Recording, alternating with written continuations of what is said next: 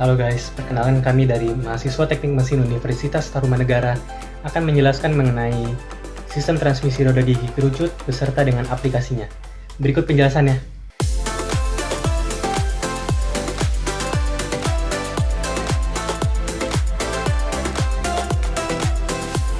Roda gigi kerucut. Roda gigi kerucut merupakan jenis roda gigi yang digunakan untuk mentransmisikan daya dengan perbandingan kecepatan konstan antara dua poros yang saling bersilangan dengan sudut tertentu. Jenis roda gigi kerucut ini memiliki dua, yaitu yang pertama berpotongan pada titik pertemuan poros yang menyebabkan perputaran bersama tanpa slip, dan yang tidak berpotongan pada titik pertemuan yang menyebabkan adanya slip. Nah, dari roda gigi kerucut ini memiliki beberapa bagian. Yang pertama adalah jarak sisi belakang, berikutnya adalah sudut kerucut kaki, lalu ada sudut kaki, kerucut jarak bagi, sudut kepala, sudut kerucut jarak bagi, sudut kerucut kepala, sisi kerucut, sudut poros, lubang poros, lebar muka, kepala lubang poros, kaki, diameter lingkar jarak bagi, diameter lingkaran kepala, kerucut belakang, jarak kerucut belakang, jarak dari puncak kerucut sampai puncak luar gigi. Perkenalkan, saya Herlan Paletutang dengan NIM 515190047. Kali ini saya akan menjelaskan tentang jenis roda gigi kerucut. Yang pertama, roda gigi kerucut lurus. Untuk jenis ini mempunyai konstruksi yang sederhana dibanding jenis roda gigi payung lainnya. Pembuatannya relatif mudah dan penggunaannya untuk konstruksi umum yang sederhana sampai sedang, baik dalam menerima putaran maupun beban. Contohnya yaitu Coniflex Bevel Gears dan satunya Zero Bevel Gears. Yang kedua, ada jenis roda gigi kerucut spiral, biasanya juga disebut spiral bevel gears. Perbedaan antara bentuk gigi lurus dengan bentuk gigi miring, yaitu di mana dengan adanya kemiringan tersebut akan meningkatkan kemampuan menerima beban, mengurangi kebisingan sehingga dapat digunakan pada putaran yang lebih tinggi dibanding dengan roda gigi kerucut lurus pada ukuran geometris yang sama. Adapun contohnya yaitu spiral bevel gears, dan yang terakhir ada hypoid bevel gears. Kemudian berdasarkan sudut yang dibentuk oleh persilangan poros pinion dan gear, roda gigi kerucut dapat dibedakan menjadi yang pertama, meter gears, yaitu roda gigi kerucut dengan poros membentuk 90 derajat dan sudut pitch kerucut 45 derajat. Yang kedua ada crown gear, yaitu roda gigi kerucut dengan sudut pitch 90 derajat dan pitch surface membentuk sebuah bidang atau plane, biasanya disebut dengan roda gigi mahkota. Yang terakhir ada angular bevel gears, yaitu roda gigi kerucut dengan sudut antar poros lebih besar atau kurang dari 90 derajat. Selanjutnya, saya akan menjelaskan jumlah gigi formatif. Jika bagian kerucut belakang dari roda gigi kerucut dibentangkan, maka bentuk yang dihasilkan tidak merupakan bentuk gigi yang melingkar penuh. Sebagian dasar analisis kondisi ini tidak masalah, dan pasangan roda gigi hasil pembentangan kerucut belakang tersebut dapat dianggap sebagai sepasang roda gigi lurus yang berkaitan. Roda gigi ini disebut dengan roda gigi lurus, kayal, dan gigi roda. Gigi kayal disebut dengan gigi kayal atau gigi format. Selanjutnya, saya akan menjelaskan mengenai gaya-gaya yang bekerja pada roda gigi kerucut. Gaya-gaya pada roda gigi kerucut beraksi pada jari-jari rata-ratanya. Itu ada 3 gaya, ada gaya normal, gaya tangan sial, dan gaya radial. Nah, gaya radial di sini dapat diuraikan menjadi 2, yaitu menjadi gaya radial horizontal dan gaya radial vertikal. Aksi dari kedua gaya tersebut terjadi pada poros pinion roda gigi kerucut. Panjang kerucut atau L. Untuk menentukan panjang kerucut atau L, kita dapat menggunakan segitiga dari diameter pitch, yakni dari garis sumbu roda gigi menuju ke pusat dengan sudut kemiringan theta, di mana kita dapat menentukan sin theta yakni, dan juga dapat menentukan rumus dari panjang kerucut yakni, dan ini kekuatan roda gigi kerucut.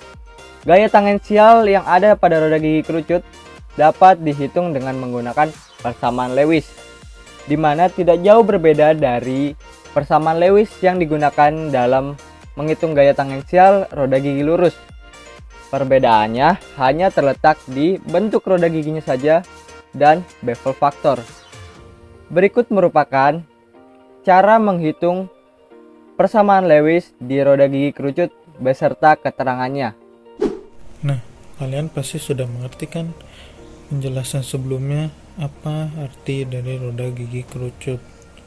Kali ini gue mau ngasih tahu ke kalian gimana sih cara ngedesain roda gigi kerucut. Dalam mendesain roda gigi kerucut ini itu sebenarnya ada prosedur dan tahap-tahapnya. Yang pertama itu menghitung perbandingan transmisi roda giginya. Nih bisa dilihat rumusnya. Yang kedua itu menghitung sudut kerucutnya. Bisa dilihat nih rumusnya. Ketiga itu ada menghitung jumlah gigi formatifnya. Nah, bisa dilihat rumusnya. Yang keempat, hitung faktor roda gigi formatif berdasarkan jumlah gigi formatifnya. Nah, tahap kelima itu menghitung kekuatan roda gigi sebagai dasar perhitungan. Nah, ini rumusnya. Nah, kalau udah dapet hasilnya, bisa dibandingin tuh nantinya hasil perhitungannya diambil roda gigi yang paling rendah. Tahap ke-6 itu menghitung torsi yang terjadi. Bisa dilihat nih rumusnya. Nah, tahap-tahap selanjutnya itu akan dijelaskan oleh teman saya.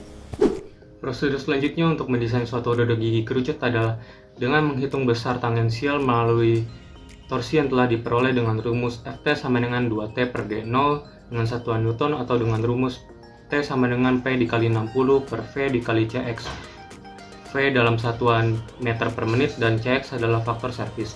Kemudian menghitung kecepatan linear V dengan rumus V sama dengan Pi dikali D0 dikali N dengan satuan meter per menit. Kemudian menghitung faktor kecepatan CV, kemudian menghitung panjang kerucut dengan rumus L sama dengan D0 per 2 dikali sin sudut keseluruhan atau dengan rumus L sama dengan akar dari D01 per 2 kuadrat ditambah D02 per 2 kuadrat. Kemudian menghitung lebar gigi B, kemudian menghitung faktor kerucut atau bevel factor dengan rumus BF sama dengan L min B per L. Kemudian ketika semua besaran telah didapatkan, maka menggunakan persamaan Lewis, modul dapat didapatkan sebagai berikut. Ft sama dengan sigma 0 dikali CV dikali B dikali Pi dikali M dikali YN dikali L min B per L. Maka didapatkan modul gigi standar pilihan pertama. Kemudian dimensi lain dari roda gigi kerucut dapat dihitung menggunakan modul tersebut, sehingga roda gigi kerucut dapat digambar. Aplikasi untuk roda gigi kerucut sendiri adalah roda gigi kerucut lurus biasa dipakai di roda gigi diferensial atau biasa kita sebut dengan garden mobil. Kemudian ada bor tangan atau handrail. Kemudian untuk lokomotif dan untuk roda gigi kerucut spiral sendiri digunakan pada motor bakar. Nah, berdasarkan hasil penulisan makalah ini dapat diambil kesimpulan. Yang pertama, roda gigi kerucut digunakan untuk mentransmisikan daya antara dua poros yang saling berpotongan untuk mengubah arah putarannya.